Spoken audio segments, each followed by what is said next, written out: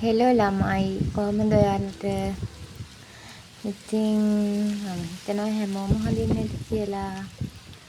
මම අද ඔයාලට අරන් ආවේ අපේ කුඹුරට වතුර හරවන විදිය. ඉතින් ගොඩක් අය නම් දන්නවා ඇති මේ ගැන, සමහරක් අය දන්නේ නැතුව ඇති. මේ තමා කුඹුරට විහින්න කලින් කුඹුර හාන්න ඕනනේ. එතකොට වතුර ඕනේ. මේ පාර අපිට වතුර ටිකක් මදි. ඒ නිසා අපි වතුර හරවනවා.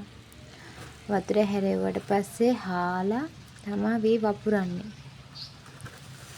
ඉතින් ඒකට තමා මේ අද වැඩ කරන්නේ අපි බලමු ඉස්සරහට මොකද වෙන්නේ කියලා. දැන් අපි හවස හානවා. වී වපුරන විදිහේ වීඩියෝ එකකුත් මම ඔයාලට අරන් එන්නම්. බලන්න කැමති අය බලන්න. අකමැති අය නොබලා යන්න. බනින්න නම් එපා. ඔව්.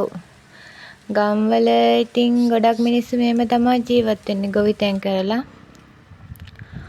ඉතින් අපි බලමු. එක අතකින් සුන්දරයි, එක පැත්තකින් දුක්බරයි. හැමදේම ඉතින්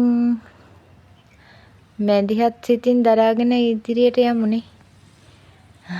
හැමදේම වෙන්නේ හොඳටයි කියලා හිතාගමු. ඉතින් ඔහොම තමා. මම ඔයාලට වී වපුරන වීඩියෝ එකක් අනිවාර්යෙන් ගේන්නම්. ඒක මීට වඩා ලස්සනයි. Thank you.